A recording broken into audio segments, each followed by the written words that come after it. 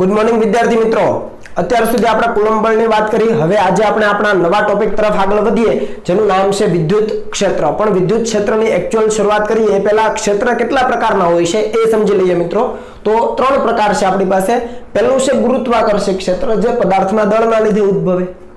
બીજું છે ચુંબકીય ક્ષેત્ર જે ચુંબકના લીધે ઉદ્ભવે. અને ત્રીજો જેનો આપણે આજે અભ્યાસ કરવાના છે એ છે વિદ્યુત ક્ષેત્ર જે પદાર્થ પરના વિદ્યુત ભારના લીધે ઉદ્ભવે. બરાબર છે. તો આ ત્રણ પ્રકારના ક્ષેત્ર છે. એમાં પહેલું જે ક્ષેત્ર છે એ 11 સાયન્સમાં આવે અને બાકીના બંને છે આપણે 12 સાયન્સમાં ભણવાના છીએ. તો આ વિદ્યુત ક્ષેત્રની એક્ચ્યુઅલ શરૂઆત કરીએ એ પહેલા આપણે ક્ષેત્ર કોને કહેવાય એની વ્યાખ્યા સમજીએ મિત્રો. ખાસ ધ્યાન આપજો કે ક્ષેત્ર શું છે તો કે કોઈ પણ તંત્રને આસપાસના જેટલા વિસ્તારમાં એની અસર પ્રવર્તમાન હોય એ વિસ્તારને આપેલા તંત્રનું ક્ષેત્ર કહેવાય. કોઈ પણ તંત્રને આસપાસનો એવો વિસ્તાર કે જેમાં એની અસર પ્રવર્તમાન હોય એને કહેવાય એનું ક્ષેત્ર. જેમ કે આપણે પિક્ચરમાં જોતા હોઈએ પેલા ગુંડા હોય છે તો એનો કંઈક વિસ્તાર હોય છે જેને ઇંગ્લિશમાં હિન્દીમાં કહેતા હોય છે મેરા ઇલાકા હે ને. એ અમુક એનો વિસ્તાર હોય છે કે જ્યાં એની બધી દાદાગીરી ચાલતી હોય તો એ વિસ્તારને એનું ક્ષેત્ર કહેવાય. સમજાય છે? આપણે સમજીશું ડિટેલમાં. તો એ જે ક્ષેત્ર છે ને મિત્રો એ ક્ષેત્ર હંમેશા સદિશ રાશિ હોય છે. ખાસ ધ્યાન રાખજો. આ ત્રણમાંથી કોઈ પણ ક્ષેત્ર હશે હંમેશા કેવી રાશિ હશે? સદિશ રાશિ હશે. ટૂંકમાં એને મૂલ્ય પણ હશે, દિશા પણ હશે. બરાબર. તો શરૂઆત કરી દઈએ વિદ્યુત ક્ષેત્રને. આ વિદ્યુત ક્ષેત્ર શું છે એ આપણે સમજીએ એના માટે હું તમને આકૃતિ એક દર્શાવું છું કે ધારી લો કે અહીંયા આ બિંદુ પાસે કોઈ કેપિટલ ક્યુ વિદ્યુત ભાર છે. બરાબર છે. આ ક્યુ છે વિદ્યુત ભાર છે અને એનાથી આર જેટલા અંતરે એક બિંદુ આવેલું છે પી બિંદુ. આ વિદ્યુત ભાર છે. આ ક્યુ વિદ્યુત ભારથી આર જેટલા અંતરે બિંદુ પી આવેલું છે. તો આ પી બિંદુ પાસે આ વિદ્યુત ભાર ક્યુ ની અસર કેટલી એ આપણે શોધવું છે. એનો મતલબ કે એનું વિદ્યુત ક્ષેત્ર કેટલું એ આપણે શોધવું છે. મિત્રો આ પી બિંદુ પાસે આ ક્યુ વિદ્યુત ભારની અસર શોધવા માટે આપણે આ પી બિંદુ પાસે એક વિદ્યુત ભાર મૂકવો પડે. શું મૂકવું પડે? એક વિદ્યુત ભાર મૂકવો પડે જેને આપણે નામ આપીએ Q0. ક્લિયર? તો હવે બે વિદ્યુત ભારનું તંત્ર થયું. એક આ ક્યુ વિદ્યુત ભાર કેપિટલ ક્યુ, એના વડે પી બિંદુ પાસે આપણે અસર શોધવી છે તો ત્યાં શું કરવું પડે? તો કે ત્યાં આપણે એક વિદ્યુત ભાર Q0 મૂકવો પડે. હવે આ Q0 વિદ્યુત ભાર ઉપર આ કેપિટલ ક્યુ બળ લગાડે. બરાબર. તો આ કુલંબ બળ મળી જાય કે Q0/r². કુલંબ બળ મળી જાય. અને આપણને કીધું છે એકમ ધન વિદ્યુત ભાર પર લાગતું કુલંબ બળ એટલે વિદ્યુત ક્ષેત્ર. તો આ કુલંબ બળ મળી જાય એ કુલંબ બળ ભાગ્યા એકમ ધન વિદ્યુત ભાર. આ એકમ ધન વિદ્યુત ભાર શું? તો કે આ જે Q0 છે મિત્રો એ Q0 ને આપણે એકમ ધન વિદ્યુત ભાર લઈશું એટલે કે +1 કુલંબ લઈશું. આ તમારે યાદ રાખવાનું. શું કામ નાનો લેવાનું છે એનું કારણ હું તમને આપું છું. પણ આ પી બિંદુ પાસે જે પણ વિદ્યુત ભાર મૂકીએ એ ખૂબ નાનો એટલે ઓછામાં ઓછો કેટલો હોઈ શકે તો કે +1 કુલંબ આપણે લઈએ છીએ એકમ ધન વિદ્યુત ભાર. તો આ બે વિદ્યુત ભારો છે એની હું તમને માહિતી આપી દઉં કે આ જે કેપિટલ ક્યુ વિદ્યુત ભાર છે એના વડે એને આજુબાજુમાં કંઈક વિદ્યુત ક્ષેત્ર ઉદ્ભવતું હશે. કેમ કે એના વિસ્તારમાં જો આ Q0 આવે તો બળ લગાડે અપાકર્ષી પ્રકારનું. બંને સજાતી હશે એટલે અપાકર્ષી પ્રકારનું બળ. તો આ છે એક ક્ષેત્ર ઉત્પન્ન કરે છે એવું કહેવાય. તો આ જે વિદ્યુત ભાર છે એને કહેવામાં આવે છે સ્ત્રોત વિદ્યુત ભાર. શું કહેવામાં આવે છે? સ્ત્રોત વિદ્યુત ભાર, સોર્સ ચાર્જ. જુઓ અહીંયા નોટમાં વાંચો કે વિદ્યુત ક્ષેત્ર ઉત્પન્ન કરતા વિદ્યુત ભારને શું કહેવાય? સ્ત્રોત વિદ્યુત ભાર. જે કેપિટલ ક્યુ છે અહીંયા હું અહીંયા તમને લખી પણ દઉં. ચાલો, સ્ત્રોત વિદ્યુત ભાર એટલે તમને ખ્યાલ આવે. આના વડે ક્ષેત્ર ઉત્પન્ન થાય છે. બીજું કે વિદ્યુત ક્ષેત્રનું મૂલ્ય નક્કી કરવા માટે વપરાતો જે વિદ્યુત ભાર છે આપણે મૂલ્ય નક્કી કરવા માટે પી બિંદુ પાસે આવ્યા. તો પી બિંદુ પાસે તો શરૂઆતમાં કંઈ નહોતું પણ Q0 મૂક્યો. તો હવે એ Q0 ઉપર આ કેપિટલ ક્યુ વડે કેટલું બળ લાગે છે અને એના ઉપરથી આપણે વિદ્યુત ક્ષેત્ર શોધીશું. ટૂંકમાં વિદ્યુત ક્ષેત્રનું મૂલ્ય નક્કી કરવા માટે કયો વિદ્યુત ભાર વાપર્યો? તો કે સ્મોલ Q0. અને સ્મોલ Q0 ને કહેવામાં આવે છે પરીક્ષણ વિદ્યુત ભાર અથવા ટેસ્ટ ચાર્જ. આપણે જુદા જુદા બિંદુ પાસે ટેસ્ટિંગ કરી શકીએ કે ભાઈ આ ક્યુ વિદ્યુત ભાર છે એના વડે અહીંયા વિદ્યુત ક્ષેત્ર કેટલું છે. બરાબર છે? ખ્યાલ આવે છે? તો આ જે Q0 છે એને કહીશું આપણે પરીક્ષણ વિદ્યુત ભાર. શું કહેવામાં આવે મિત્રો? પરીક્ષણ વિદ્યુત ભાર. ચાલો, આ બંને વસ્તુ ક્લિયર. કેપિટલ ક્યુ સ્ત્રોત વિદ્યુત ભાર, સ્મોલ Q0 પરીક્ષણ વિદ્યુત ભાર. અને આ કેમ +1 કુલંબ એટલે કે એકમ ધન વિદ્યુત ભાર? કેમ? કારણ કે એનું મૂલ્ય જો નાનું હશે તો એના વડે જે ક્ષેત્ર ઉત્પન્ન થતું હશે એ ક્ષેત્રની અસર આ કેપિટલ ક્યુ પર થશે નહીં. ફરીથી શું કામ નાનો લીધો છે? કારણ કે જો આને નાનો ન લઈએ માની લો કે નાનો નથી, આનું મૂલ્ય ઘણું મોટું છે, તો આના વડે પણ કંઈક ક્ષેત્ર ઉત્પન્ન થાય, એ પણ એક પ્રકારનો વિદ્યુત ભાર જ છે, એનો પણ કંઈક વિસ્તાર હોય, એનું પણ કંઈક ક્ષેત્ર હોય, તો એ જે ક્ષેત્ર ઉત્પન્ન થાય એના કારણે આના ઉપર બળ લાગે અને આનું સ્થાન છે એ બદલાઈ જાય, આપણે એવું થવા દેવાનું નથી. આ Q0 ના લીધે આ જે સ્ત્રોત વિદ્યુત ભાર છે એના ઉપર કોઈ પણ પ્રકારની અસર થવી જોઈએ નહીં, અને એટલા માટે આ જે પરીક્ષણ વિદ્યુત ભાર છે શક્ય એટલો નાનો લેવામાં આવે છે. સમજાય છે? એટલા માટે લખ્યું છે કે Q0 છે શક્ય એટલો નાનો લેવો. શા માટે? કારણ કે Q0 ના લીધે સ્ત્રોત વિદ્યુત ભાર પર કોઈ અસર થવી જોઈએ નહીં. જો મોટા મૂલ્યનો છે તો આના ઉપર અસર થાય, એવું આપણે થવા દેવા માંગતા નથી. કેમ? કારણ કે જે આપણે વિદ્યુત ક્ષેત્ર શોધવું છે એનું મૂલ્ય બદલાઈ જશે. જો આનું મૂલ્ય મોટું હશે ને તો એ વિદ્યુત ક્ષેત્રનું એક્ચ્યુઅલ મૂલ્ય આપણે સરળતાથી નહીં માપી શકીએ મિત્રો. એટલા માટે આનું મૂલ્ય છે એ ખૂબ નાનું, અને એટલા માટે એકમ ધન વિદ્યુત ભાર એને લેવામાં આવે છે. ઓકે, યાદ રહેશે?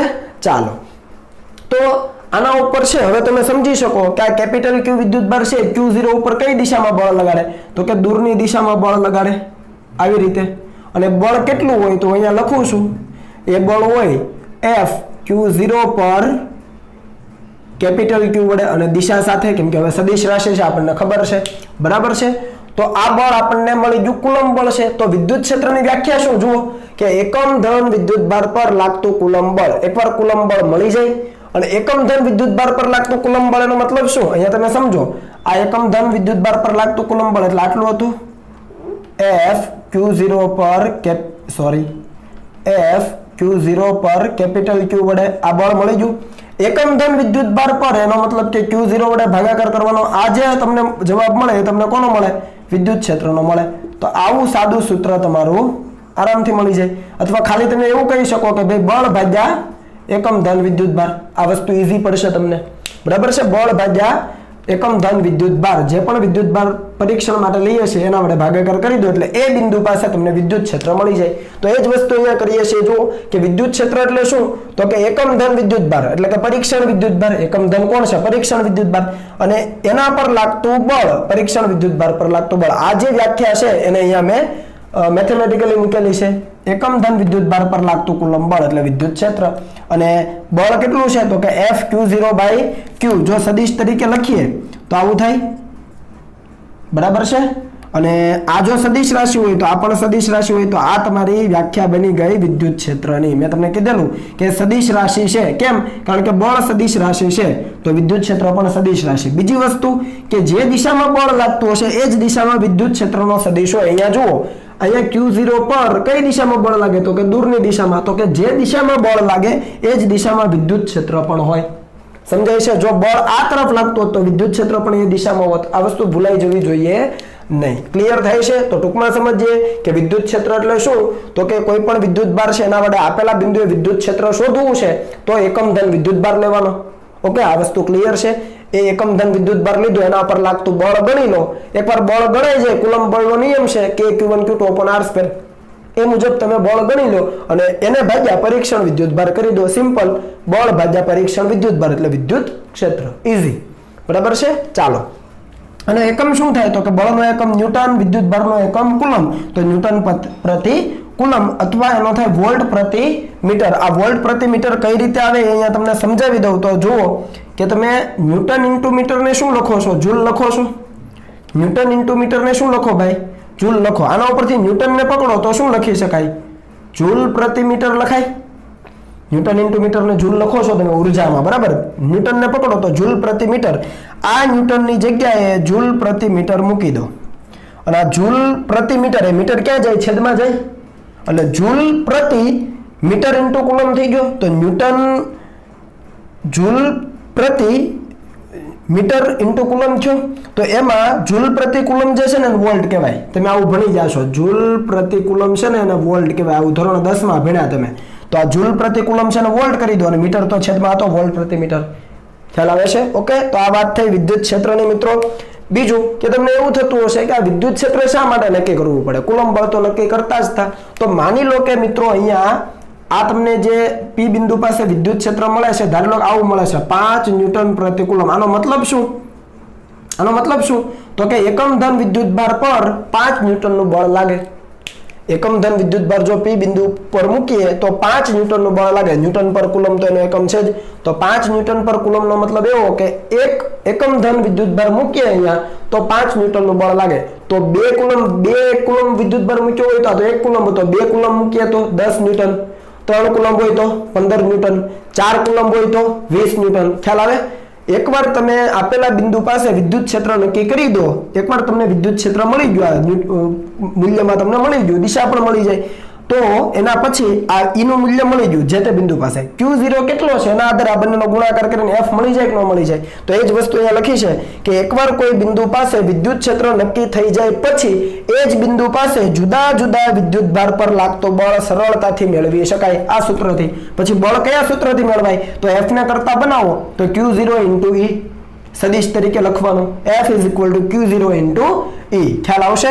અહીંયા લખી દઈએ F = Q0 એકમ ધન વિદ્યુત ભાર * એ બિંદુ પાસેનું વિદ્યુત ક્ષેત્ર. તમે વિદ્યુત ભાર બદલતા જાવ એટલે એના ઉપર લાગતો બળ બદલાતું જાય. સમજાઈ ગયું આ વસ્તુ? ક્લિયર છે? ચાલો, તો આ વાત હતી વિદ્યુત ક્ષેત્રની મિત્રો.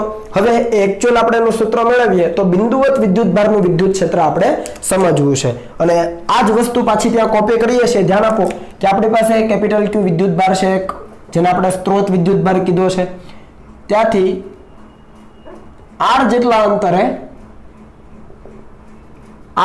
અંતરે એક બિંદુ P છે જ્યાં આપણે પરીક્ષણ વિદ્યુત ભાર મૂક્યો છે Q0, બરાબર. અને આ કેપિટલ Q સ્ત્રોત વિદ્યુત ભારના લીધે પરીક્ષણ વિદ્યુત ભાર પાસે વિદ્યુત ક્ષેત્રની તીવ્રતા આપણને જોઈએ છે અથવા વિદ્યુત ક્ષેત્ર જોઈએ છે તો શું કરવું પડે? તો સૌપ્રથમ કુલંબ બળ ગણવું પડે. તો કે કુલંબ બળ કઈ દિશામાં? તો આપણને ખબર છે બંને સજાતીય છે. આ તો +1 કુલંબ જ છે એકમ ધન વિદ્યુત ભાર અને આ પણ ધન છે. તો દૂરની દિશામાં છે એ બળ લાગે અને એ બળ થશે Q0 પર કેપિટલ Q વડે. આ બળની દિશા થઈ. તો આ બળ ગણી શકાય. તો જુઓ અહીંયા થિયરી તમે લખજો. બંને કિસ્સામાં થિયરી તમારે ટેક્સ્ટબુકમાંથી લખવાની છે.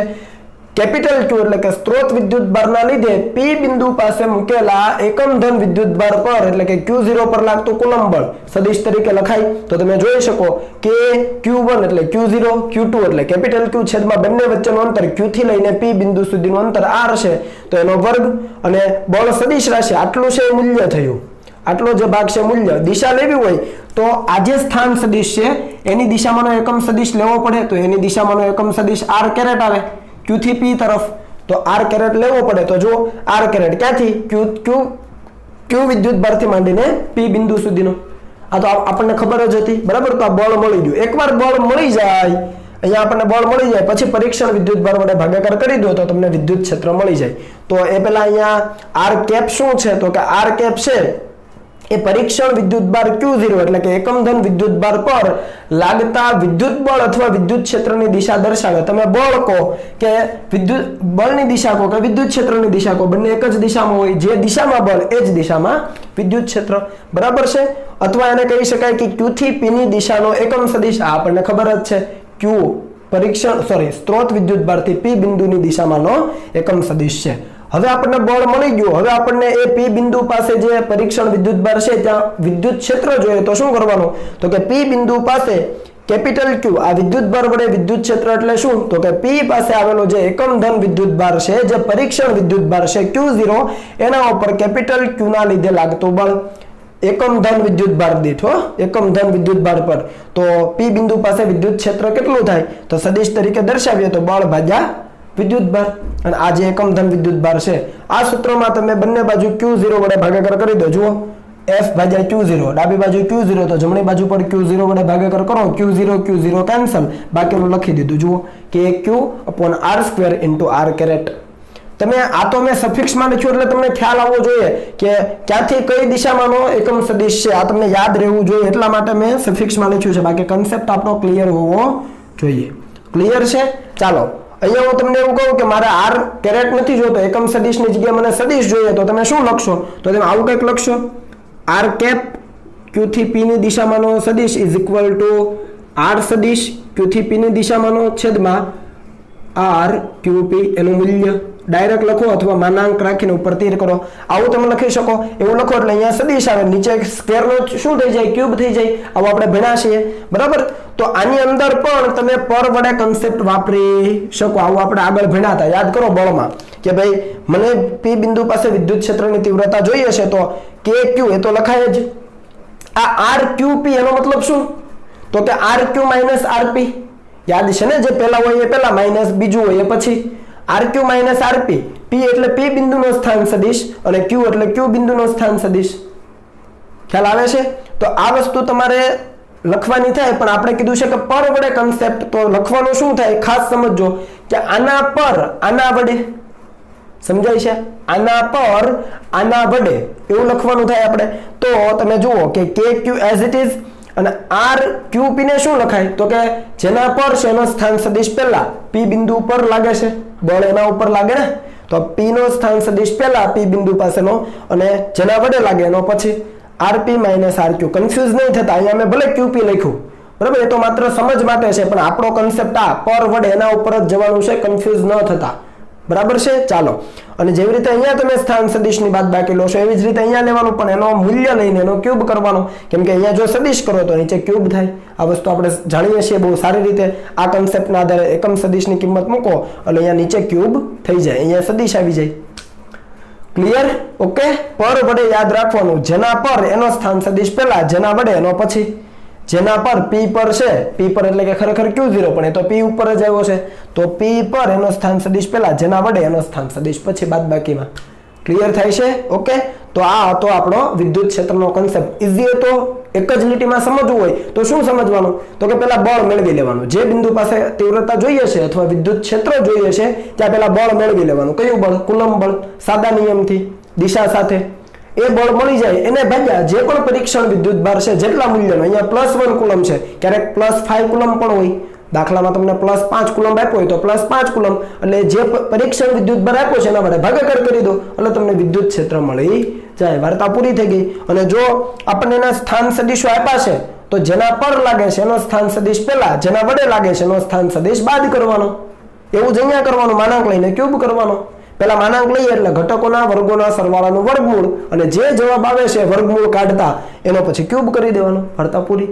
બરાબર છે? આ તમને આવડે છે એટલે હવે તમે આને મિત્રો કોપી કરી લો અને ત્યાર પછી આપણે આગળ વધીએ. પણ તમે આનો જે કન્સેપ્ટ છે થિયરી એ ટેક્સ્ટબુક માંથી પણ જોજો. ઓકે, ચાલો.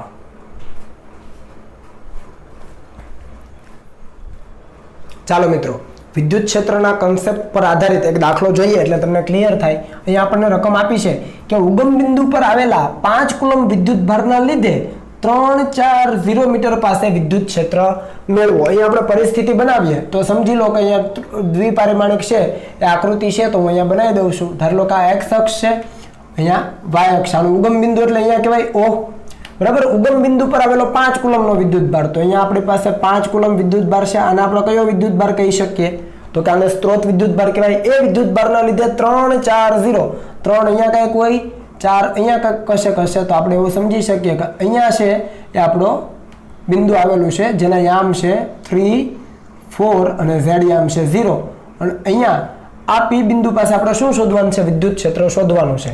તો જે બિંદુ પાસે અહીંયા આપણે કીધું છે કે અહીંયા આ બિંદુ પાસે વિદ્યુત ક્ષેત્ર મેળવો, તો આ બિંદુ પાસે આપણે શું મૂકવું પડે? તો આપણને ખ્યાલ છે કે ત્યાં આપણે એકમ ધન વિદ્યુત ભાર Q0 મૂકવો પડે. અને અહીંયા O બિંદુથી માંડીને P બિંદુ સુધીનો આપણે શું બનાવવો પડે? તો કે સ્થાન સદિશ બનાવવો પડે. ધારો લો કે આ અંતર r છે, બરાબર છે? તો બળ કઈ દિશામાં લાગશે? તો કે દૂરની દિશામાં. બંને પોઝિટિવ જ છે, આ પણ પોઝિટિવ, આ પણ પોઝિટિવ. આનું તો આપણે એકમ ધન લઈએ જ છીએ. તો દૂરની દિશામાં છે એ વિદ્યુત ક્ષેત્ર આપણને મળશે, કેમ કે એ દિશામાં બળ તો વિદ્યુત ક્ષેત્ર પણ એ દિશામાં. તો આપણે સીધું સોલ્યુશન લખી શકીએ કે P બિંદુ પાસેનું વિદ્યુત ક્ષેત્ર, આપણે P બિંદુ પાસે લીધું છે, તો P પાસેનું વિદ્યુત ક્ષેત્ર is equal to K capital Q. ખરેખર કેપિટલ Q તરીકે આપણી પાસે 5 કુલમ છે, બરાબર? છેદમાં બંને વચ્ચેનું અંતર એટલે આપણે લખી શકીએ કે આના પર આના વડે, તો આપણે આવું લખીએ, P નો સ્થાન સદિશ માઇનસ R, Q નો સ્થાન સદિશ, જુઓ એનો ઘન, પર વડે પરનો સ્થાન સદિશ માઇનસ વડેનો સ્થાન સદિશ. ઉગમ બિંદુ પર છે, આના એમ કેવા હોય 0, 0, 0. અને અહીંયા શું લખાય? તો કે P નો સ્થાન સદિશ માઇનસ ક્યુ એટલે કે સ્ત્રોત વિદ્યુત ભાર છે એનો સ્થાન સદિશ. આરપી માઇનસ આરક્યુ મળે. આરપી અહીંયા છે જુઓ 340 અને આરક્યુ 000 તો શું મળશે બાદ બાકી 3 - 0 3 4 - 0 4 0 - 0 0 તો 340 ખરેખર 3i caret plus 4j caret plus 0k caret. તો આપણને ખ્યાલ આવે કે k ની કિંમત 9 × 10 ની 9 છે તો અહીંયા મૂકી દઈએ 9 × 10 ની 9. q કેટલો છે 5 કુલમ છે તો 5 મૂકીએ. આ છેદમાં જવાબ લાવીએ પેલા આરપી માઇનસ આરક્યુ કેટલો હતો તો કે 3i કેરેટ બાદબાકી કરતા આપણને જવાબ મળેલો 4j caret plus 0k caret. આ જે જવાબ આવે છે એનું શું કરવું પડે તો કે એનું આપણે માનાંક લઈને ક્યુબ કરવાનો. તો માનાંક લ્યો એટલે ઘટકોના વર્ગોના સરવાળાનું વર્ગમૂળ એટલે વર્ગમૂળમાં 3 નો વર્ગ 9 વત્તા 4 નો વર્ગ 16 વત્તા 0 નો વર્ગ 0 તો વર્ગમૂળમાં 9 વત્તા 16 વર્ગમૂળમાં 25 તો વર્ગમૂળમાં 25 એનું વર્ગમૂળ કેટલું 5 એટલે તમારે કરવો પડે 5 નો ઘન. સમજાય છે ખ્યાલ આવ્યો. ઘટકોના વર્ગોના સરવાળાનું વર્ગમૂળ કરો માનાંક છે 5 જવાબ આવશે પછી એનો ક્યુબ. તો અંતિમ જવાબ આપણો કેટલો થઈ ગયો તો તમે અહીંયા જોઈ શકો કે 1 5 કેન્સલ કરી શકાય ઉપર નીચે બરાબર. તો અહીંયા વધશે 9 × 10 ની 9 ઘાત છેદમાં 25. ખ્યાલ આવે છે કેમ કે 1 5 જતા રહેશે 5 નો વર્ગ 25 અહીંયા 9 × 10 ની 9 અને આ આવ્યું 3i caret plus 4j caret અને 0k કેરેટ લખવાની જરૂર નથી અને આ આવશે ન્યૂટન પર કુલમમાં એકમ સાથે. આવડશે કે નહીં આવડે? ખાસ શું સમજ્યા સ્થાન સદિશની બાદબાકી જેના પર એનો સ્થાન સદિશ પહેલા જેના વડે એની બાદબાકી એનો સ્થાન સદિશ પછી બરાબર છે. પર વડે યાદ રાખો તો આ જવાબ આપણો ઈઝીલી આવી જાય. ચાલો આગળ વધીએ મિત્રો. વિદ્યુત ભારના તંત્રના લીધે વિદ્યુત ક્ષેત્ર આપણે આવો એક ટોપિક ભણ્યા. વિદ્યુત ભારના તંત્રના લીધે આપેલા કોઈ વિદ્યુત ભાર પર બળ લાગતા હોય ત્યારે આપણે શું કરતા હતા તો કે એ બિંદુ પાસે એ વિદ્યુત ભાર પર જે પરિણામી બળ હતું એ દરેક વિદ્યુત ભાર વડે લાગતા બળોના સદિશ સરવાળા જેટલું લીધેલું. સંપાતપણાનો સિદ્ધાંત યાદ કરો. તો અહીંયા પણ આપણે એ જ કીધું છે કે જે બળ છે એ બળની દિશામાં વિદ્યુત ક્ષેત્ર છે. બળ અહીંયા જુઓ આ દિશામાં તો વિદ્યુત ક્ષેત્ર એ દિશામાં ટૂંકમાં જે દિશામાં બળ લાગે છે એ દિશામાં વિદ્યુત ક્ષેત્ર છે. તો એવી રીતે એક વિદ્યુત ભાર છે એના ઉપર બાકીના વિદ્યુત ભારો વડે જે બળ લાગે છે એ બળનું વિદ્યુત ક્ષેત્ર મળી જશે. તો એ આપેલા બિંદુ પર વિદ્યુત ક્ષેત્ર શોધવા માટે શું કરવું પડે તો કે બાકીના જે વિદ્યુત ભારો છે એના વડે જે પણ કઈ વિદ્યુત ક્ષેત્રો મળે છે બધા જ વિદ્યુત ક્ષેત્રોનો સદિશ સરવાળો જેવી રીતે બળ માટે કરતા હતા. તો અહીંયા પણ આપણે સંપાતપણાનો સિદ્ધાંત વાપરવો પડે અને અહીંયા લખ્યું છે કે સંપાતપણાના સિદ્ધાંતનો ઉપયોગ કરીને દરેક વિદ્યુત ભાર વડે આપેલા પી બિંદુએ ઉદ્ભવતા વિદ્યુત ક્ષેત્રો શોધી અને પી પાસે પરિણામી વિદ્યુત ક્ષેત્ર માટે બધા જ વિદ્યુત ક્ષેત્રનો સદિશ સરવાળો કરવો પડે. હું તમને અહીંયા સમજાવું એટલે વધારે ક્લિયર થાય કે ધારી લો કે આપણી પાસે અહીંયા થોડું અહીંયા લઈ લઈએ. ધારી લો કે અહીંયા આપણી પાસે પી બિંદુ છે. સપોઝ અહીંયા આપણી પાસે એક વિદ્યુત ભાર છે Q1 બીજો અહીંયા એક વિદ્યુત ભાર છે Q2. હું 3-4 વિદ્યુત ભારો લઉં છું એટલે તમને વધારે સમજાય. Q3 અને અહીંયા છે આપણી પાસે Qn n વિદ્યુત ભારોનું તંત્ર છે. સિવાય ઘણા બધા અહીંયા વિદ્યુત ભારો છે બરાબર. આ રીતે ઘણા બધા વિદ્યુત ભારો ગોઠવાયેલા છે. n વિદ્યુત ભારોનું તંત્ર છે. તો આ દરેક વિદ્યુત ભાર છે P બિંદુ પાસે વિદ્યુત ક્ષેત્રની તીવ્રતા આપે. તો સમજીએ આપણે કે Q1 વિદ્યુત ભાર છે P બિંદુ પર કેટલી તીવ્રતા આપે તો આપણે અહીંયા લખીએ. ચાલો એ બંનેને જોડતી રેખા લીધી અને દૂરની દિશામાં કેમ કે બંને સજાતીય જ હશે અહીંયા તો આપણે Q0 પરીક્ષણ વિદ્યુત ભાર મૂકવાનો જ છે બરાબર. તો ધારી લો કે અહીંયા E1 આપે છે અથવા આપણે એવું કહી શકીએ કે P બિંદુ પાસે પહેલા વિદ્યુત ભારના કારણે વિદ્યુત ક્ષેત્રની તીવ્રતા આ બંને વચ્ચેનું બળ મેળવી શકાય અને એને ભાગ્યા Q0 કરો એટલે મળી જાય. ઓકે. બીજો વિદ્યુત ભાર વડે P બિંદુ પાસે કેટલું તો આપણને ખબર છે કે ભાઈ બંનેને જોડતી રેખા લો એ દિશામાં દૂરની તરફ બળ લાગે જે દિશામાં બળ એ દિશામાં વિદ્યુત ક્ષેત્રની તીવ્રતા. P બિંદુ પાસે વિદ્યુત ભાર 2 ના કારણે વિદ્યુત ક્ષેત્રની તીવ્રતા 3 ના કારણે જોઈતી હોય તો 3 અહીંયા છે અને એ બંનેને જોડતી રેખા લઈ લઈએ. પહેલા આપણે એ બંનેને જોડતી રેખા પર દૂરની દિશામાં લાગે તો P બિંદુ પાસે વિદ્યુત ભાર 3 ના કારણે વિદ્યુત ક્ષેત્રની તીવ્રતા ઈઝીલી મેળવી શકાય. બળ મેળવો ભાગ્યા Q0 કરો મળતું જાય.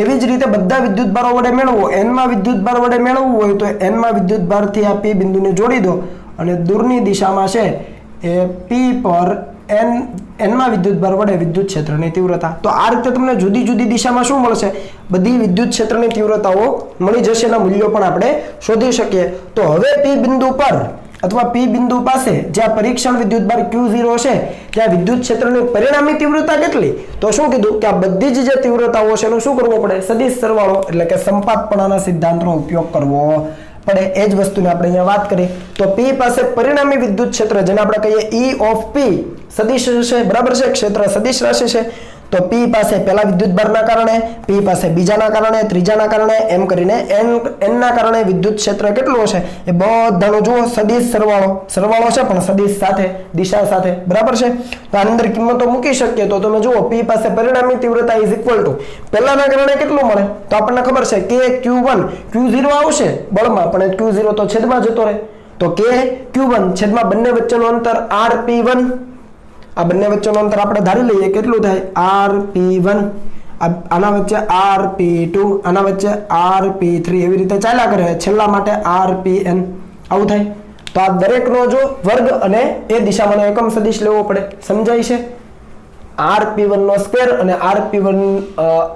RP1 ની દિશામાંનો એકમ સદિશ કેમ કે જે દિશામાં તીવ્રતા છે એ દિશામાંનો એકમ સદિશ લેવો પડે એવી જ રીતે બીજા વિદ્યુતભારના કારણે કેટલી તીવ્રતા તો કે KQ2 અને છેદમાં RP2 નો સ્ક્વેર RP2 કેરેટ એવી રીતે n માં માટે પણ લખી શકાય આવડશે બરાબર તમને અહીંયા થતું છે કે Q0 કેમ નથી આવતો ભાઈ વિદ્યુત ક્ષેત્રની વાત કરીએ છીએ બળ ભાગ્યા પરીક્ષણ વિદ્યુતભાર બળમાં હોય પણ બળ ભાગ્યા પરીક્ષણ વિદ્યુતભાર કરીએ ત્યારે Q0 તો જતો રહે આગળ આપણે એ જ ભણ્યા બરાબર છે એટલે પરીક્ષણ વિદ્યુતભાર પર વિદ્યુત ક્ષેત્રની તીવ્રતા આધારિત નથી જુઓ સૂત્રમાં ક્યાંય પરીક્ષણ વિદ્યુતભાર આવતો જ નથી બરાબર તો અહીંયાથી તમે આ રીતે મેથેમેટિકલી તમે લખી શકો સ્ટેપ બધામાં કોમન શું તો કે K 1/4πε0 જેને કહીએ છીએ હવે બાકીના પદમાં જુઓ Q1 Q2 બધું બદલાય છે અહીંયા નીચે P1 P2 અહીંયા P1 P2 Pn બદલાય જે બદલાય છે ત્યાં શું મૂકીએ આપણે હંમેશા I મૂકીએ તો સમેશન જે બદલાય છે Q1 Q2 ત્યાં QI કર્યો નીચે પણ RP1 RP2 તો RPI લખાય પણ એનો સ્ક્વેર છે તો સ્ક્વેર અને RP1 caret RP2 caret up to RPN caret તો RPI કેરેટ જે I જે છે એ બદલાય છે ક્યાંથી ક્યાં 1 થી માંડીને n સુધી તો I = 1 to n આવડે તો આ સૂત્ર તમને આવડી જાય કમ્પ્લીટ ઓકે ચાલો આ કન્સેપ્ટ ખૂબ અગત્યનો છે મિત્રો 2 માર્ક્સમાં તમને પરીક્ષાની અંદર પૂછી શકાય તૈયાર કરજો આગળ વધીએ ધન વિદ્યુતભારનું વિદ્યુત ક્ષેત્ર અને ઋણ વિદ્યુતભારનું વિદ્યુત ક્ષેત્ર આપણે સમજવું છે એના માટે જુઓ એક ધન વિદ્યુતભાર મેં ઓલરેડી લીધો છે પહેલા ધન માટે વાત કરીએ પોઝિટિવ Q વિદ્યુતભાર છે સ્ત્રોત વિદ્યુતભાર છે એના કારણે R બિંદુએ Q વિદ્યુતભારથી R અંતરે જે P બિંદુ છે R અંતરે જે P બિંદુ ત્યાં એક પરીક્ષણ વિદ્યુતભાર મૂક્યો છે એટલે કે એકમ ધન વિદ્યુતભાર એના ઉપર આપણે વિદ્યુત ક્ષેત્ર શોધવું છે P બિંદુ પાસે તો આ પણ પોઝિટિવ આ તો પોઝિટિવ જ લઈએ છીએ આપણે પરીક્ષણ વિદ્યુતભાર હંમેશા યાદ રાખજો પરીક્ષણ વિદ્યુતભાર પોઝિટિવ જ હશે તો બંને પોઝિટિવ તો બળ ક્યાં લાગે દૂરની દિશામાં જે દિશામાં બળ એ જ દિશામાં વિદ્યુત ક્ષેત્રની તીવ્રતા તો મેં અહીંયા વિદ્યુત ક્ષેત્રની તીવ્રતા દર્શાવી છે બરાબર છે દૂરની તરફ ખ્યાલ આવે છે ધારી લો કે આ Q0 છે મેં અહીંયા મૂક્યો હોત તો આ Q ના કારણે આ બિંદુ પાસે ક્યાં લાગે તો કે બળ આ તરફ એટલે કે દૂરની દિશામાં એટલે Q વિદ્યુતભારથી હંમેશા કોઈ પણ બિંદુ પાસે તમે આ પરીક્ષણ વિદ્યુતભારને મૂકો ફરતી કોઈ પણ જગ્યાએ તો વિદ્યુત ક્ષેત્રની તીવ્રતા ક્યાં હશે Q થી દૂરના વિસ્તારમાં કેમ કે બંને પોઝિટિવ છે આ Q ને તમે અહીંયા મૂકો ચાલો તો આ બંને વચ્ચે છે ક્યાં લાગે બળ તો કે નીચે તરફ તો વિદ્યુત ક્ષેત્રની તીવ્રતા પણ નીચે Q થી દૂર જ છે તો આ Q વિદ્યુતભાર છે એનું વિદ્યુત ક્ષેત્ર કઈ રીતે દર્શાવાય તો ખાસ સમજજો કે આનો હું આવી રીતે ભાગ પાડી દઉં જોજો તમને દોરતા આવડવું જોઈએ ઇઝીલી સમજાય છે ચાલો આવી રીતે કમ્પ્લીટ થઈ જાય હવે તમે જુઓ કે અહીંયા અંતર વધે આ અંતર ક્યાંથી છે તો કે આ વિદ્યુતભારથી અંતર R વધે તો વિદ્યુત ક્ષેત્રની તીવ્રતા ઘટે સમજો જુઓ R વધે અંતર વધે આ વિદ્યુતભારથી અંતર R વધારતો જાવ તો બળ ઘટતું જાય ને બળ ઘટે એટલે વિદ્યુત ક્ષેત્રની તીવ્રતા પણ ઘટે એનો મતલબ કે અહીંયા જ્યારે એરો દર્શાવવાના છે ત્યારે તમારે એ કાળજી લેવાની છે કે જ્યારે દૂરના વિસ્તારમાં છો ત્યારે તમારે વિદ્યુત ક્ષેત્રના સદિશો છે એની તીવ્રતા ઘટતી જશે સમજાય છે એટલે આ રીતે બહાર તરફ જુઓ વિદ્યુતભારની નજીક હોય ત્યારે સદિશોમાં લાંબા દર્શાવ્યા છે કેમ કે મૂલ્ય વધારે હોય અંતર ઓછું હોય ત્યારે આ મૂલ્ય વધારે હોય ને હવે અંતર વધારો R વધારો તો ઈ ઘટે તો હવે સદિશો તીરની લંબાઈ જો ઘટી ગઈ ભૂલ ન થાય માર્ક કપાશે બોર્ડમાં આ બોર્ડની અંદર ખૂબ અગત્યનું છે જુઓ વિદ્યુતભારની નજીક છીએ ત્યારે તીરની લંબાઈ જુઓ વધારે છે એનો મતલબ શું કે મૂલ્ય વધારે હોય એનું મૂલ્ય વિદ્યુત ક્ષેત્રનું મૂલ્ય વધારે હોય કેમ કે બળ વધારે લાગતું હોય પણ દૂર જઈએ એમ તીરની લંબાઈ ઘટતી જાય છે જુઓ સમજાય છે? આવું કોના માટે છે? ધન વિદ્યુતભાર માટે. તો કહી શકાય કે ધન વિદ્યુતભારના લીધે ઉદ્ભવતું જે વિદ્યુત ક્ષેત્ર છે એ ત્રિજ્યાવર્તી બહાર તરફ હોય, વિદ્યુતભારથી દૂરની દિશામાં બહાર તરફ હોય. ખ્યાલ આવે છે? ત્રિજ્યાવર્તી જ હોય પણ બહાર તરફ હોય. આ એક ગોળો ધારો તો આ એક પ્રકારની ત્રિજ્યા જ ગણાય ધન વિદ્યુતભાર માટે. ક્લિયર થાય છે? ઓકે. એવું જ અહીંયા જુઓ ઋણ વિદ્યુતભારનું સમજીએ.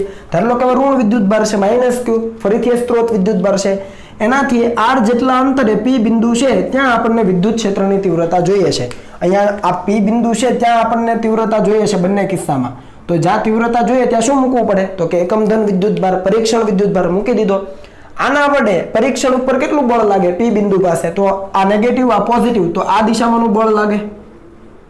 ખ્યાલ આવે છે ને? એ દિશામાં બળ તો એ દિશામાં વિદ્યુત ક્ષેત્રની તીવ્રતા પણ હોય. તો જુઓ અહીંયા વિદ્યુત ક્ષેત્રની તીવ્રતાની દિશા ઉલટાઈ છે જ્યારે વિદ્યુતભાર છે ઋણ છે. સમજ પડી? એવી જ રીતે આ Q0 છે અને તમે ધારો કે અહીંયા મૂકી દો તો આના વડે આના પર ક્યાં બળ લાગે? તો કે આ તો એકમ ધન જ છે, ઉપર તરફ બળ લાગે -q તરફ, અને બળ ઉપર તરફ તો વિદ્યુત ક્ષેત્રની દિશા પણ ઉપર તરફ. આને ઉઠાવીને ઉપર મૂકીએ તો બળ ક્યાં લાગે? નીચે તરફ, તો વિદ્યુત ક્ષેત્ર પણ નીચે તરફ. સમજાય છે? એટલે જ્યાં q વિદ્યુતભાર છે -q વિદ્યુતભાર એના તરફ બળ લાગે, એના તરફ વિદ્યુત ક્ષેત્ર હશે. તો અહીંયા જો -q નું વિદ્યુત ક્ષેત્ર દર્શાવવું હોય તો કઈ રીતે દર્શાવાય? આવડશે? હવે જુઓ તો ભેજું લગાવો તો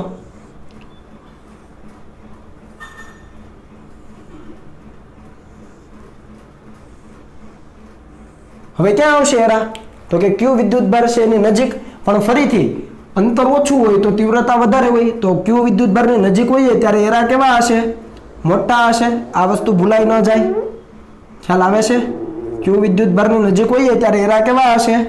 મોટા હશે. પણ હવે નજીક માટે દોરવાના છે તો આ દિશા દર્શાવતા એરાઓ છે. જુઓ ઋણ વિદ્યુતભારની નજીક છીએ ત્યારે એરાઓ મોટા હશે. એનો મતલબ કે વિદ્યુત ક્ષેત્રનું મૂલ્ય કેવું હોય? મોટું હોય. અંતર નાનું હોય ત્યારે આ મૂલ્ય મોટું હોય. સમજાય ને? અને જેમ જેમ દૂર જઈએ એમ દિશા તો વિદ્યુતભાર તરફની જ હોય પણ એનું મૂલ્ય કેવું થતું જાય? ઘટતું જાય. તીવ્રતા ઘટતી જાય કારણ કે બળ ઘટે છે. બંને આકૃતિ સમજ આવે છે? બંનેમાં વસ્તુ સરખી કે વિદ્યુતભારની નજીક છીએ ત્યારે જો મૂલ્ય મોટું હોય વિદ્યુત ક્ષેત્રનું, કારણ કે અંતર કેવું છે? ઓછું છે. નજીક હોય એટલે અંતર ઓછું હોય ત્યારે મૂલ્ય વધારે. જેમ દૂર જઈએ એમ અંતર વધે તો એનો મતલબ કે તીવ્રતા ઘટે. પણ q વિદ્યુતભાર માટે બહાર તરફ એરા, કેમ કે દૂરની દિશામાં જ બળ લાગે, અને -q માટે છે એ નજીક તરફ એરા. જુઓ બંને ખાસ યાદ રહેવા જોઈએ. તો ઋણ વિદ્યુતભાર માટે શું લખી શકાય? તો કે ઋણ વિદ્યુતભાર વડે ઉદ્ભવતું જે વિદ્યુત ક્ષેત્ર છે એ ત્રિજ્યાવર્તી અંદરની દિશામાં છે. જુઓ બધી બાજુ અંદરની દિશામાં q વિદ્યુતભાર તરફ. ખ્યાલ આવે છે? તો ટૂંકમાં રિપીટ કરીએ કે ધન વિદ્યુતભાર માટે છે વિદ્યુત ક્ષેત્ર વિદ્યુતભારથી બહાર તરફ ત્રિજ્યાવર્તી દિશામાં હોય, અને ઋણ વિદ્યુતભાર માટે છે એ વિદ્યુત ક્ષેત્ર અંદર તરફ ત્રિજ્યાવર્તી દિશામાં હોય. તો આ બંને છે એ 2 માર્ક્સની અંદર મિત્રો પરીક્ષામાં પૂછી શકાય. ઇનફેક્ટ આખો કન્સેપ્ટ છે એ ખૂબ અગત્યનો છે. આના આધારિત આપણે ઘણી બધી થિયરીઓ પણ કરવાના છે. એટલે કોઈ પણ જગ્યાએ તમને સમજ ન પડી હોય તો તમે બેફિકર પૂછી લેજો. બરાબર? કન્ફ્યુઝ રહેશો તો હવે પછીનું આખું જે ચેપ્ટર છે બરાબર કમ્પ્લીટ થાય ત્યાં સુધીનું એમાં તમે કન્ફ્યુઝ જ રહેશો. એટલે ખાસ તૈયાર કરજો. ઓકે ચાલો તો હવે આને મિત્રો તમે કોપી કરી લો.